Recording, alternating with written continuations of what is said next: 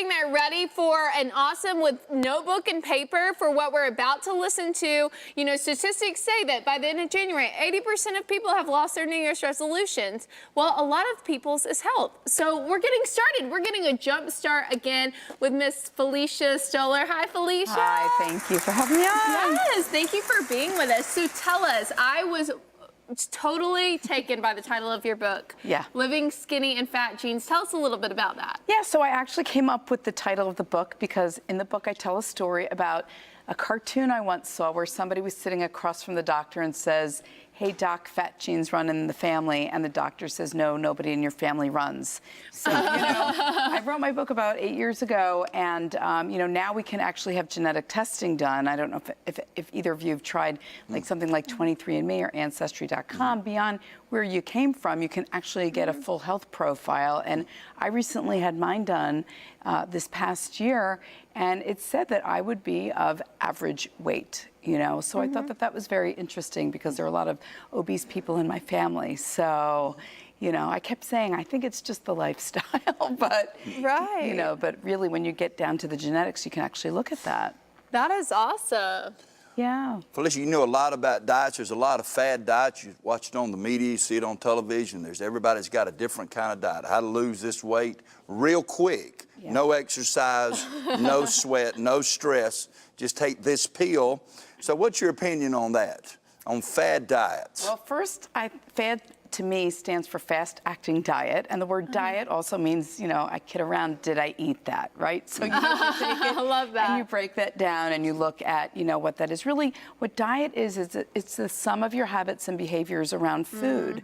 You know, so people think it's something you go on and off of, and the truth is your diet is what's your usual. You know, what do you do? It has come to mean something else for a lot of people, but, you know, if you look at the way we eat around the world, we eat very different, you know, different countries, different, they have different types of food there, different cultures have different food practices, even among people's different religions, they have different, you know, food practices. And, you know, a lot of what we do with food is around, you know, like I say, like we eat the culture, right? When you travel even to different parts of the United States, food is a big part of your culture, right? Especially down here in the South, there's, you know, a lot of specific food down here that is just, people love their food down here, right? And everybody likes their unique food around the country. So the question is, how do you balance out that relationship with food and health, right? Because for me, I want to live a long time. I want to have a long, vibrant life, free from disease, not have to take medication as long as possible.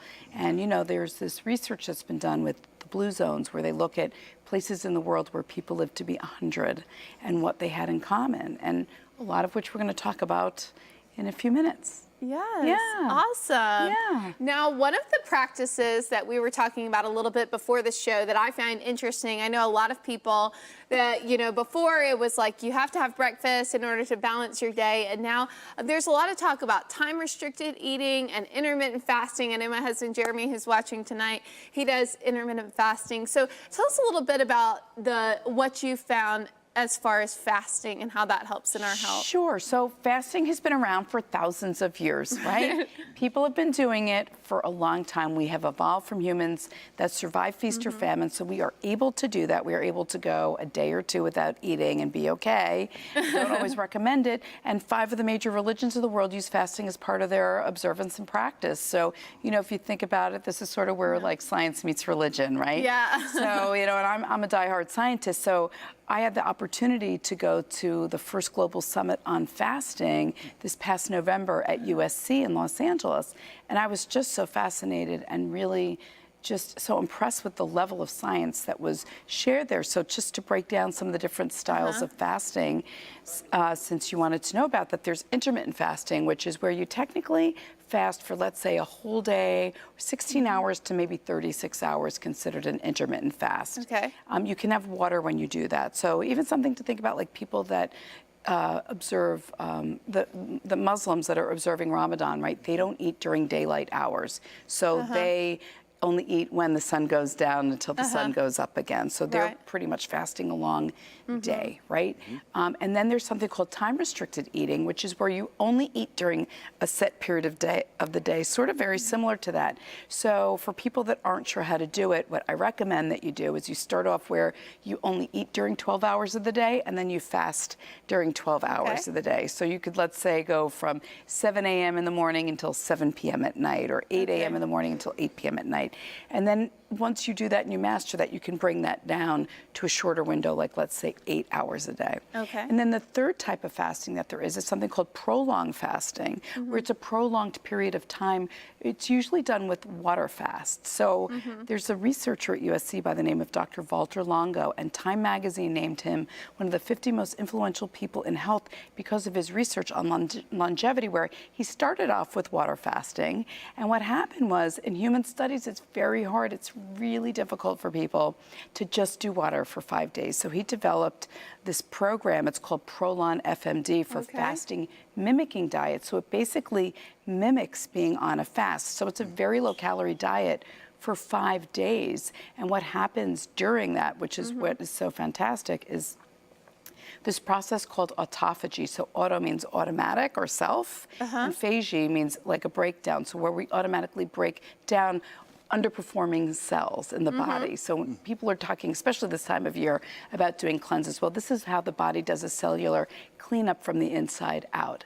And so again, when you have this process where you're knocking out these underperforming cells, then you allow for all these stem cells to come in, and that's where the healing comes in. So, you know, what I'm recommending that people do is they do the Prolong Fasting Mimicking Diet. So it's recommended that you do it once a month for 3 consecutive months, and then either quarterly or monthly, depending on what your health goals are. So, you know, what I'm telling people to do, even though the company says you could go back to eating however you want, but like one of my patients who did it recently, she did it with her husband, and she said, you know, her husband now is more mindful about his eating, and it's a plant-based diet program, so it would be good for someone like yourself. You told me that you were vegan, so you could do that too. But I really am a huge advocate of eating flexitarian, so eating predominantly plant-based with small amounts of animal-sourced protein. With the time-restricted eating in there. So I really think that that is, for most people, the best way to go for health. I mean, they're looking at different types of diseases in terms of the whole science of fasting, in terms of some autoimmune diseases, looking at it in terms of things like, well, clearly heart disease, right? And perhaps some cancers, some neurodegenerative diseases as well. So, I mean, I think there's a real benefit to doing it. And, you know, if you think about it, we have food around us all the time. Some of us have very strange hours. And if we're up longer, then perhaps we're eating longer. And, you know, heart disease is still the #1 killer in the United States. So I think we need to do whatever we can to really take care of our bodies. And food is just one part of it, you know. I mean, you know, to me, it's about having respect for yourself and your body as this vessel. Right? And people talk now about the cost of healthcare. Well, the best way to keep the cost of healthcare down is to not get sick. Yes, I love that. So you suggested time-restricted eating 3 months for 5 days? The prolonged fasting mimicking diet, like, so basically it's soups, it's olives, it's some bars and teas, and that's pretty much what you have there for the 5 days. It literally comes in this big box, and each box is numbered. I only brought day number 1's box with me, but there's 5 boxes. It's so easy, you don't have to think about it at all. So it's not like you have to worry about recipes. Everything is literally in the box. All you have to do is add water and eat. That is really awesome. And do as instructed. That is so good. I think, you know, you can't get anything easier than that. And the website for that is Prolon, PROLON, Awesome. Yeah. You know, the scripture says that we're bought with a price, therefore glorify God in your body and in your spirit. So whatever we do in body or in mind, we should do it as unto the Lord. And a lot of Christian people, especially, we got trouble on every kind of thing. We have no trouble on eating huge amounts of food, especially in the South. Everything's fried, as you know. And so I think it's a good thing. I think you can bring great glory to God, not only in your spiritual man or your soul man, but in your body as well. And I think you need to be very careful. If you eat garbage, and you eat junk, it's going to affect your life. And I think far too many Christians have left the world too early by eating just horrible foods. Right. And so I'm thankful how you're teaching right here. This is good stuff. That's very enlightening. Yeah. So do you feel a great spiritual benefit as well when you fast, in your opinion? I think some people do. I know for me, I'm a big foodie, so for me, I'm like, by day 4, I can't wait to chew food again, Sounds like you know? Mom. Yeah. I mean, I really like to sink my teeth into vegetables and salads. So My mom's the same way. Right, so I think that that's something that I miss. But for some people, it is really a spiritual experience. And, you know, it really puts you in touch with yourself. And, you know, I think about the world out there, you know, like, can you do something where, I know you were sharing with me that you did some fasting, where you would do water fasting. You know, there are a lot of people that don't have access to food. And a lot of people go to bed hungry. Right. And, you know, what does that feel like? And, you know, I know on the one hand, it's kind of silly to think like, well, you're inducing this hunger on yourself, but I think maybe it gives you a little bit of empathy for others at the same time.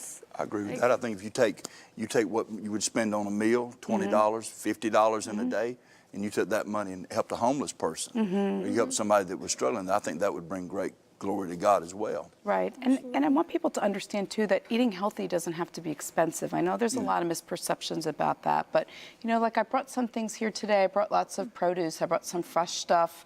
I brought some packaged stuff too, like dried beans, for example. I mean, beans, eggs, and dairy products are the least expensive forms of protein that people can have. So somebody on a budget can have that. And if you can't get fresh stuff, or if you're not going to use it all before it goes bad, you can get canned, you can get frozen, you can get dried, as long as you're not wasting it. I hate food waste. My kids know that's the one. And I've been hearing a lot of commercials around here about food waste on the radio.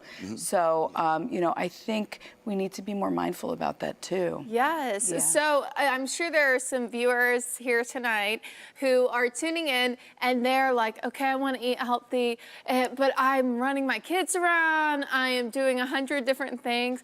What are some good fast and easy, healthy recipes that you could do for yourself, but also for those moms who are like, I'm at dance and cheerleading and football. I got college now, but I've been there, done that. Well, I'll tell you a set of recipes. Something that I would really recommend doing is, for everybody out there, keep a bag or a cooler in your car. I mean, it doesn't even have to be a cooler with cold things in it. I'm talking about shelf-stable foods that you can take as grab-and-go snacks for your family. So there are like better-for-you bars that you can take. You can take things like raisins and other dried fruits. Things like dates, figs are great fruits you can have. If your kids are not allergic to nuts, you can take some of these, you know, like snack packs of nuts. And I just brought one with almonds, but they have mixed bags of nuts, little things of granola. I like a lot of the single-serve packets, you know, because that makes grab and go a little bit easier. And if you have that in your car, you can give that to your kids. And maybe for the moms and dads that are doing the driving, or the grandparents that are doing the driving too, because I know sometimes they help out. If you eat something that's a little bit better for you, it'll prevent you from going to the fast food restaurant, you know, and going through the drive-through and getting something that's not quite as healthy. And I strongly encourage people to drink things like water. Some of the flavored seltzers are pretty nice, and unsweetened tea. You know, if you're going to sweeten tea, put some lemon or you know, lime in there, or other fruit juice. Make some fruited waters yourself. Right. You go to, I'm sure maybe you've experienced this being in the South. You go to a restaurant and you say unsweet tea, and they're like, what is wrong with you? Well, I'm gonna hurt a lot of people's feelings right here on this. What about caffeine? Caffeine's okay. Caffeine's you know, okay. within reason, right? Okay. Well, and some of that comes down to how you metabolize caffeine too, which you can also find out when you have your genetic testing done. So I'm the kind of person that can drink a cup of coffee and go to sleep. It doesn't bother me. And then for some other people, it really makes them jittery. So you know who you are if you're that person that gets the jitters. But caffeine's okay. You know, again, like, I'm an all things in moderation person. If you like tea, you know, tea is fine too. Green tea, we know that there's so many health benefits with green tea as an antioxidant. So for folks that want to change it up, I highly recommend that. Okay. And how can you do, I know we have a lot of coffee lovers. I'm a coffee lover. I like it black. But how can you drink coffee and have that taste? What do you recommend? Because I know we have a lot of people loving the coffee. Well, the coffee, well, you like it black. I don't know if you're putting any sweetener in it, but I caution people when you go to some of these coffee shops and you're getting like the regular coffee with a lot of sugar or the flavored syrups in it and a lot of cream, you know, you might as well eat a donut at that point. You know, by the time you're done with the fat and the sugar, like, I think I'd rather chew the donut. But, you know, I'm a big fan of either skim milk, coconut, or almond milk if you want to put that in there. You know, I know some people like cream. They want it. For me, I'd rather have the fat someplace else. Like, I'd rather eat cheese that's got some fat in it. To me, it's about, like, picking and choosing where you're going to get the fat from. Right. And if you're going to use a sweetener, go for good old sugar. I mean, all those non-nutritive sweeteners that are out there, you know, they're just not good for you. I've never met anyone that lost weight doing them. And now there's research looking at your gut microbiome and the good bugs in your belly and how those non-nutritive sweeteners are not good for your gut microbiome. We have a lot of people with stomach issues out there. So, you know, you have to really wonder about that. And, you know, there's some correlation data, so I don't want to jump on the causation quite yet. But when people ask me the best way to do it, go for things that are, you know, as close to the way they're found in nature. Awesome. So how can people get in touch with you? Do you coach people in nutrition? Sure, FeliciaStoler.com is my website. I'm on all social media as Felicia Stoler. I can work with people virtually as well. And I just launched a blog a few weeks ago. And when you click on my website, you click on the blog link and it'll take you to a whole blog on fasting. And I talk a little bit more at length about fasting and then my personal experience with that. Awesome. And some of the health benefits that I've experienced with it so far. That is awesome. Well, that's good. I think you'd be a great coach to help a lot of people. I bet you get a lot of calls off of this show. I hope so, but I'll tell you, I just like to be you know, that voice of credible information for people. That's an excellent thing. Well, that is awesome. Well, I hope that thank you, Felicia, for everything tonight. I hope you will go get her book, Living Skinny in Fat Genes. That's incredible because we all have different diets for different body types. And so I have been just eating this up, no pun intended.